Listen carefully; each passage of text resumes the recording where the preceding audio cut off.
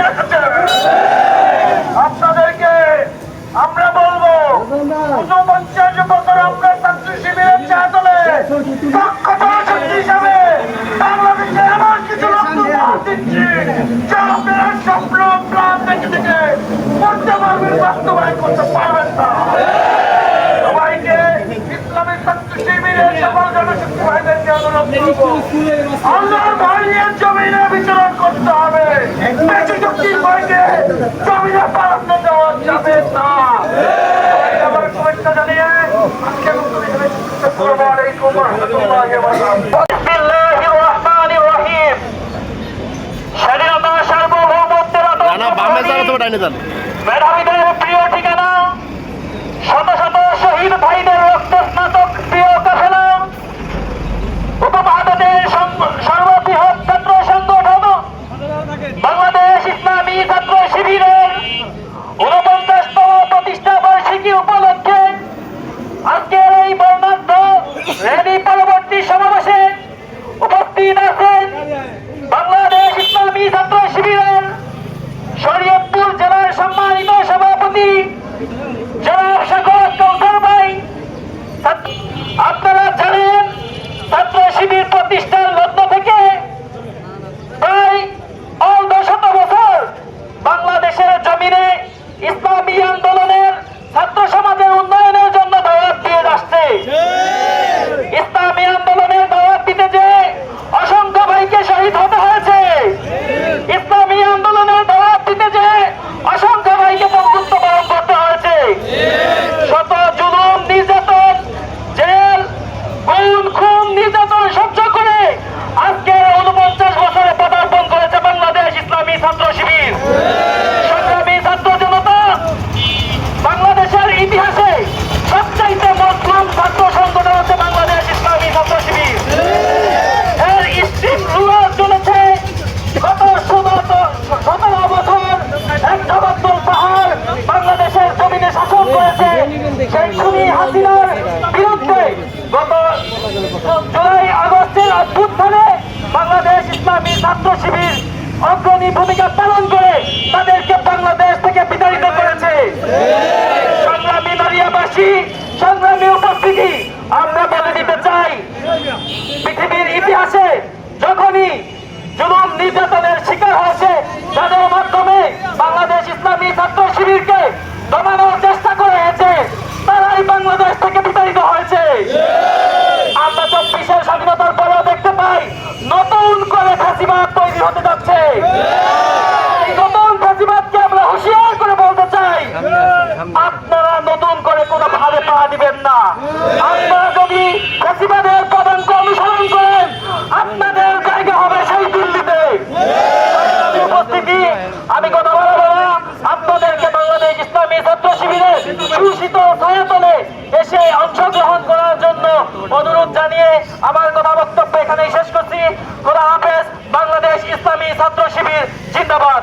আসসালামু আলাইকুম ওয়া রাহমাতুল্লাহ। শাখাওয়াত কাউসার।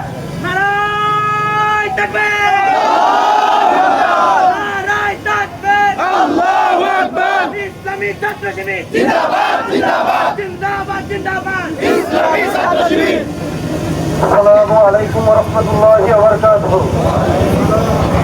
ইন্নাল হামদুলিল্লাহ ওয়াস সালাতু ওয়াস সালামু আলা রাসূলিল্লাহ ওয়া আলা আলিহি ওয়া আসহাবিহি আজমাইন।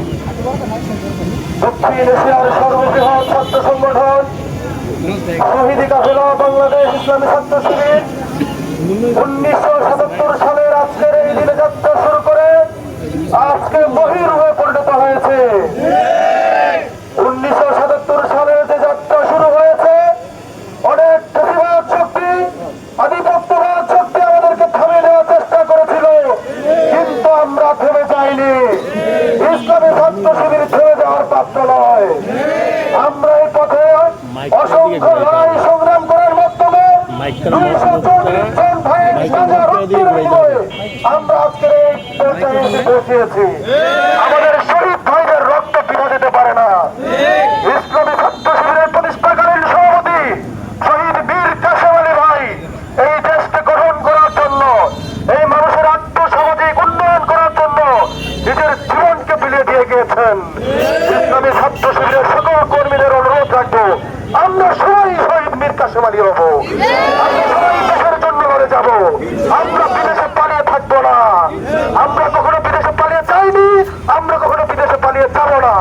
আমরা এই দেশে জন্মেছি, আমরা এই দেশের জন্য লড়াই সংগ্রাম করেছি, আমরা এই দেশে থাকবো, এই দেশেই মৃত্যুবরণ করবো, এই মাটি আমাদের জায়গায় স্থান। সম্মানিত প্রিয় ভাইয়েরা, আমরা যারা আজকে এখানে র্যালিতে উপস্থিত হয়েছি, আমরা এখান থেকে আগামী নির্বাচনে যারা এই রাষ্ট্র গঠন করবে তাদের প্রতি অনুরোধ রাখবো, এই দেশের 1/3 শক্তি হচ্ছে তারুণ্যের শক্তি। এই তারুণ্যের শক্তিকে যদি কাজে লাগানো যায়, তাদেরকে যদি যোগ্য করে তোলা যায়, দক্ষ করে তোলা যায়, এই দেশ কখনো পিছিয়ে যাবে না। এই দেশকে সামনে নিয়ে যাওয়ার জন্য তারুণ্যের শক্তি যথেষ্ট। আমরা সামনে যারাই সরকার গঠন করবে তাদের প্রতি উদাত্ত আহ্বান জানাবো, এই তারুণ্যের শক্তিকে নিয়ে আপনারা চিন্তা ভাবনা করুন, আপনারা পেছনের দিকে দেশকে নিয়ে যাবেন না। সম্মানিত প্রিয় ভাইয়েরা, আজকের এই র্যালি থেকে আমরা উদাত্ত আহ্বান জানাই, দেশের মধ্যে যে বিচারহীনতার সংস্কৃতি চালু রয়েছে, আমাদের জুলাই যোদ্ধা শহীদ হাদি ভাই মৃত্যুবরণ করেছেন, শাহাদাতের নজরানা পেশ করেছেন, তার বিচার এখনো ইন্টারিম গভর্নমেন্ট নিশ্চিত করতে পারে নাই। আমরা আজকে সমাবেশ থেকে উদাত্ত আহ্বান জানাই, কোন মায়ের বুক খালি হওয়ার পরে বিচারের জন্য যাতে তাকে জমিদার সামনে মিছিল করতে না হয়, জমিদার সামনে তাকে মানববন্ধন করতে না হয়। অবশ্যই জুলাই যোদ্ধা হাদি ভাইয়ের যারা শহীদ করেছে, অপরাধীদেরকে দ্রুত আইনের আওতায় এনে বিচার নিশ্চিত করতে হবে। সম্মানিত প্রিয় ভাইরা, আজকে এখানে সাংবাদিক ভাইরা উপস্থিত রয়েছেন, আপনাদের প্রতি উদাত্ত আহ্বান জানাই, আপনারা আপনাদের কলমের যে স্বাধীনতা আছে আপনাদের বিবেক দিয়ে লেখালেখি করবেন।